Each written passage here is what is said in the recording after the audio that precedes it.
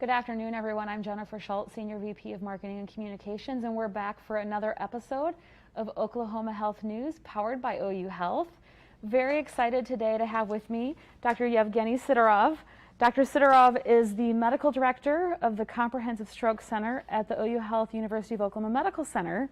Thank you so much for being here, Dr. Sidorov. We're happy to have you here. Yeah, and today's a very important day, especially in the world that you live in at the Stroke Center, because today's World Stroke Day. And you were talking earlier when we were getting ready just a little bit about the history of that. It started in 2006 and sounds like it's just really aimed at us having kind of an awareness and recognition of stroke and stroke survivors. Do you want to tell me a little bit more about that? Right, absolutely. So World Stroke Day started in 2006 by the World Stroke Organization in order to bring attention to this very important disease. As you know, stroke does not discriminate in between different races, between anything pretty much. So in general, I can tell you that 1 in 4 people going to have stroke during their lifetime. Wow. Currently, about 800,000 Americans have stroke every year, and 7.2 million Americans are living with stroke currently. So there's a lot. So can you tell me a little bit about what a stroke is and what's happening when you're having a stroke, and who might be at risk for one? So stroke could be of different type. Stroke could be ischemic or could be hemorrhagic. Ischemic stroke is more common. This is when we have blockage of the blood vessel in the brain, and part of the brain which this blood vessel supplies with oxygen and other nutrition is dying. So these strokes happen in about 85% of the cases. And there's also hemorrhagic stroke. In hemorrhagic stroke, there is a burst of the blood vessel in the brain, and blood either comes inside the brain or goes around the brain. Okay, so these types of the strokes are responsible for about 15% of cases. So there's a lot of risk factors for stroke, and first of them is high blood pressure. Okay, I should tell that about 80% of strokes are preventable, and the highest preventable risk factor for stroke is a high blood pressure. Okay, so monitoring high blood pressure probably is the most important thing. So when I think about that, I think too, stroke is something, when you hear that word, that it feels scary because it feels like it's something, people say it's hard to control, but it sounds like there's lifestyle factors and there's things we can monitor to try to prevent stroke, which might be something that we don't always think about. It's looking at our blood pressure. If you tend to have a high blood pressure, seeking treatment for that and things of that nature. It sounds like there's ways that you can prevent stroke. What are some other things that you can do to prevent stroke? Well, absolutely. So monitoring blood pressure, not smoking, right? Smoking is another avoiding risk factor for ischemic stroke. Diabetes. Patients who have diabetes, they are at high risk of having a stroke. Taking your medications, right? If the doctor is telling you to take some medications, this is very important to follow the recommendations. Then eating healthy, right? What usually we say our patients is recommended by the American Heart Association actually is Mediterranean diet. So Mediterranean diet mostly consists of fruits and vegetables. Okay, fish is very good. Then white meat, so white meat from chicken, such as chicken breast or turkey breast, but not red meat. Red meat contains a lot of cholesterol and is not as healthy as white meat. Fried food is not good. Grilling is okay. Grilling is okay, but if you have, say, something fried in the oil, something which contains a lot of fat, that is also not very healthy, and that increases the risk of having a stroke, ischemic or hemorrhagic. Other things, I would say, exercising and living active lifestyles is also very important. So, for example, American Heart Association right now recommends to have exercises at least for 40 minutes, 3 times per week, when your heart rate either goes up or you have some sweat come out. So this is very, very important. So if we put all this together, if we don't smoke, monitor our blood pressure, eat healthy, and exercise, right? So we can prevent up to 80% of all strokes. So one of the things that this makes me think too about is, I think the American Stroke Association has this phrase, they say, time is brain or something like that. And you hear a lot about how time is of the essence when someone's having a stroke. What would those symptoms be to kind of understand and know if you or someone that you were around was having a stroke? What does it look like? Well, stroke usually represents focal involvement of the brain. So if patient has weakness in the arm, weakness in the leg, not able to see right or not able to speak right, these are very, very common types of symptoms of the stroke. And sometimes stroke may present with just severe headache, and sometimes people call it thunderclap headache. Okay? This type of the strokes are usually not as common. As I said, those are hemorrhagic strokes. But I really should specify that there is a good mnemonic for this. It's called Be Fast. Be fast.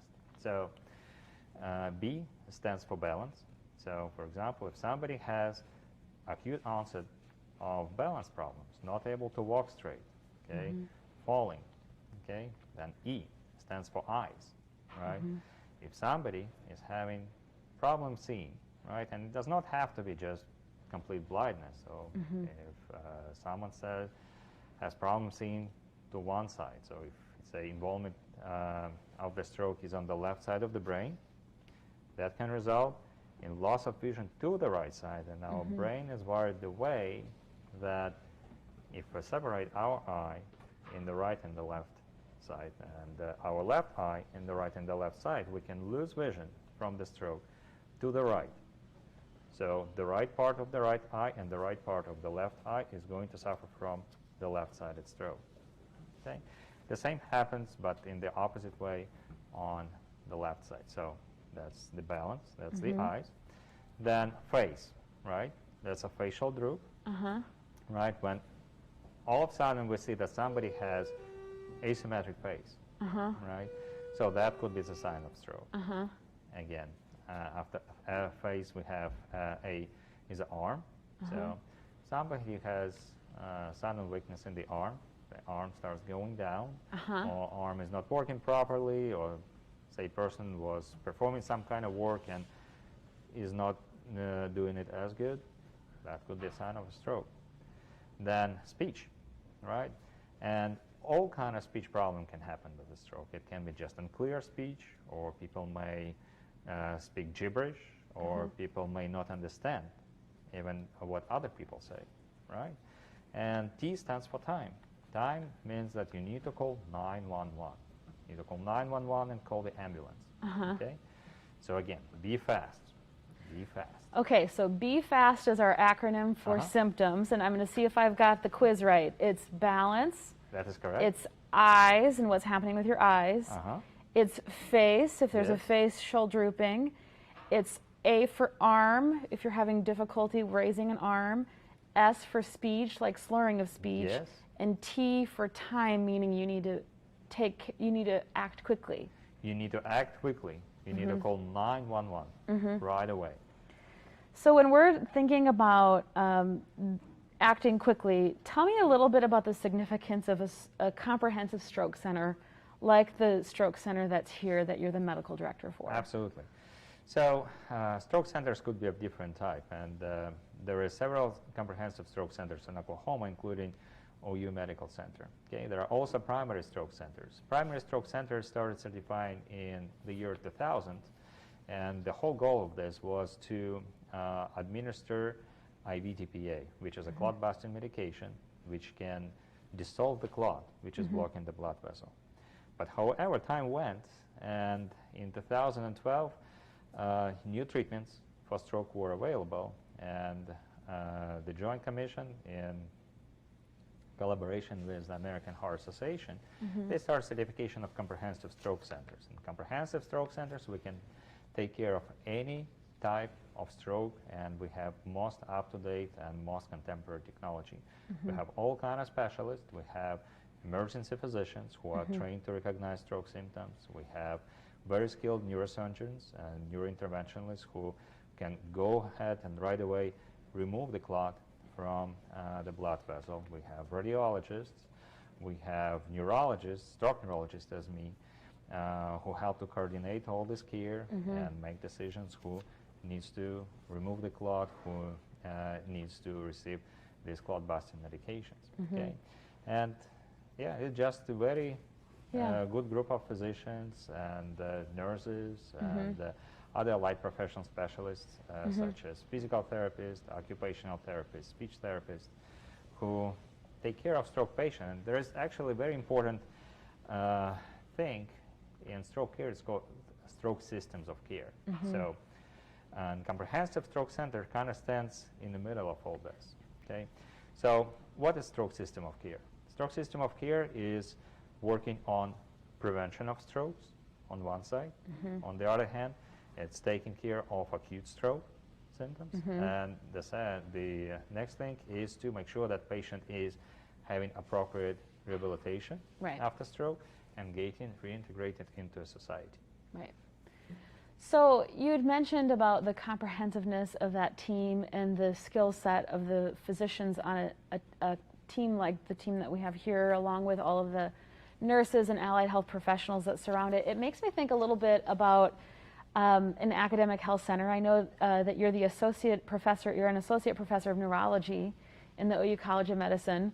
One of the things that I think is really interesting around your background is that you have a PhD as well, which means that you do research.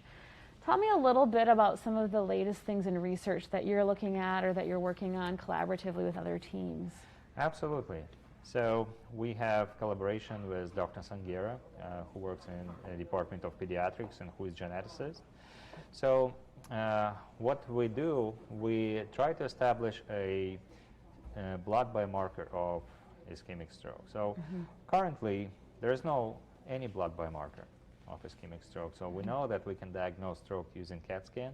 We know that we can diagnose stroke using MRI, but there is no any test when we can draw blood, you know, and maybe even in the ambulance, right? And understand if somebody has a stroke, right? So this is kind of the test we try to develop. And we use all different technologies.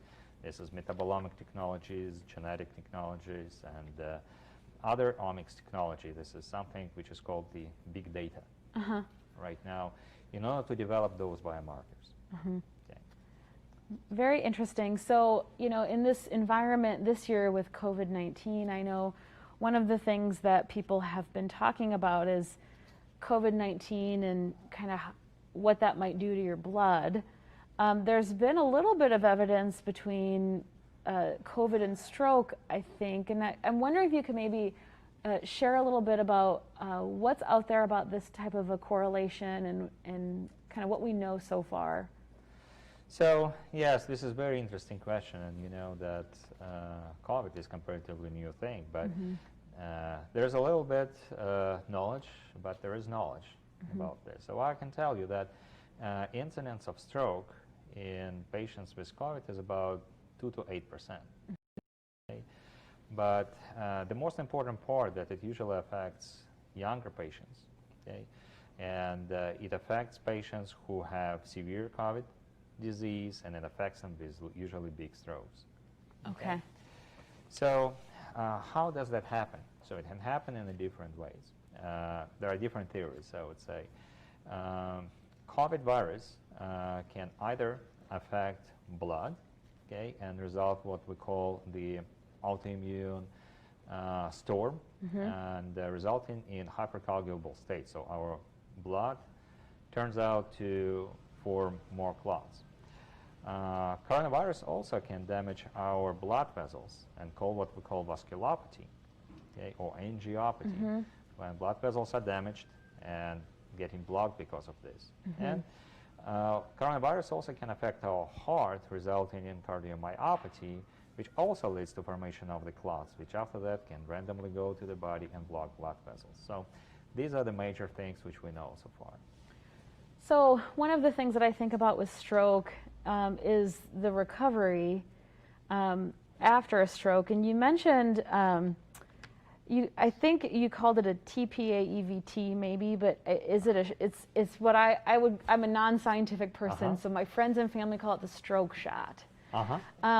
What are the factors that would qualify someone for the stroke shot? Because I don't think it's for every type of stroke or timing or what have you. What are the things to know about that?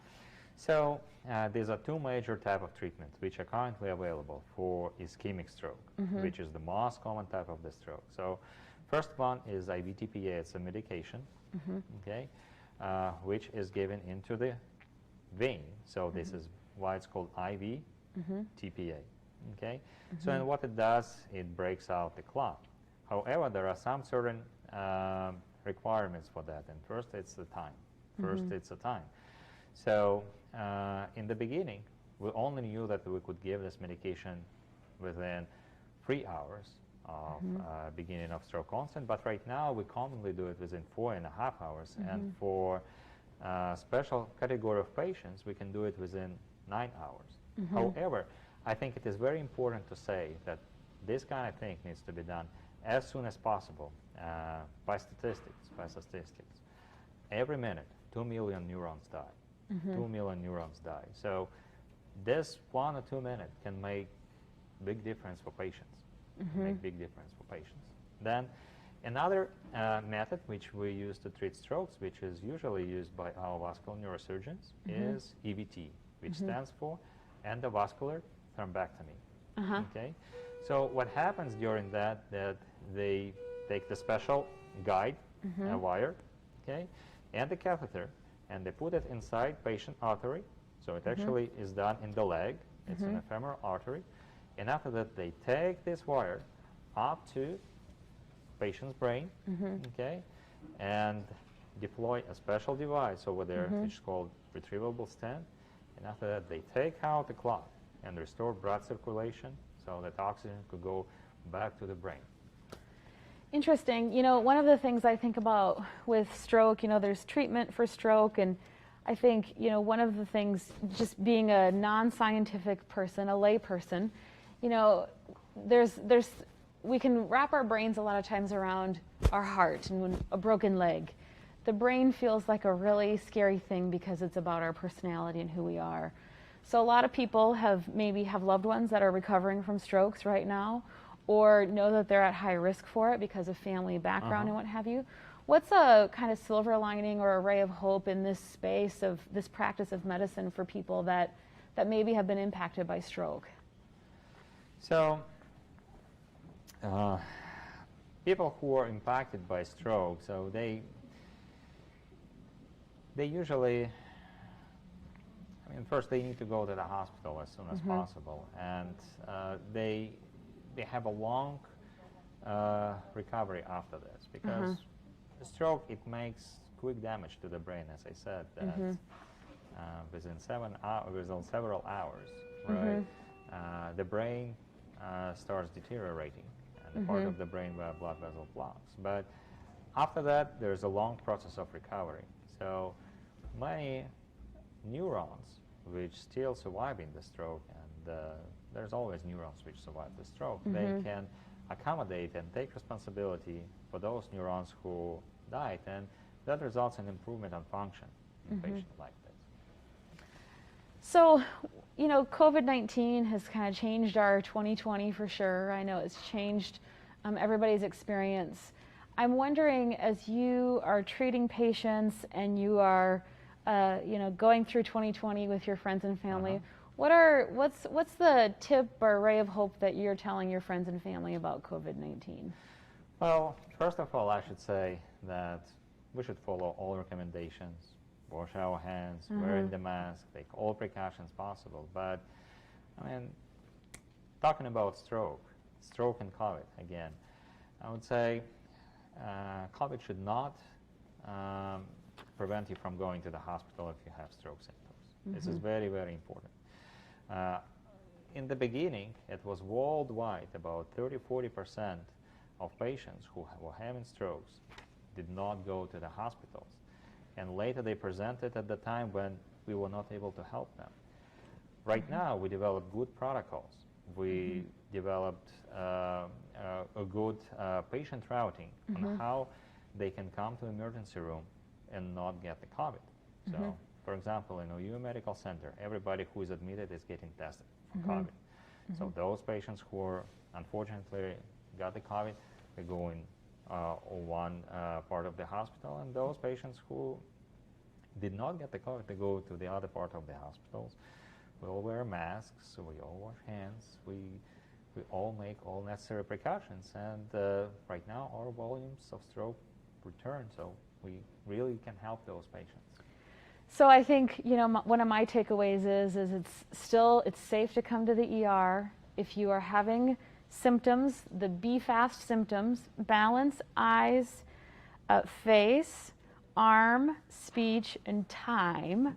You should come to the ER because we can help you, and time is important for this. So absolutely. And we're in an environment where we're managing all of the other factors. So that's I think what I'm taking away from our conversation today, and I hope everybody else does too. Thank you so much, Dr. Sidorov. It's been wonderful having you here. We always learn so much. We are going to be back here again next week with more Oklahoma health news powered by OU Health. Thank you for tuning in, and have a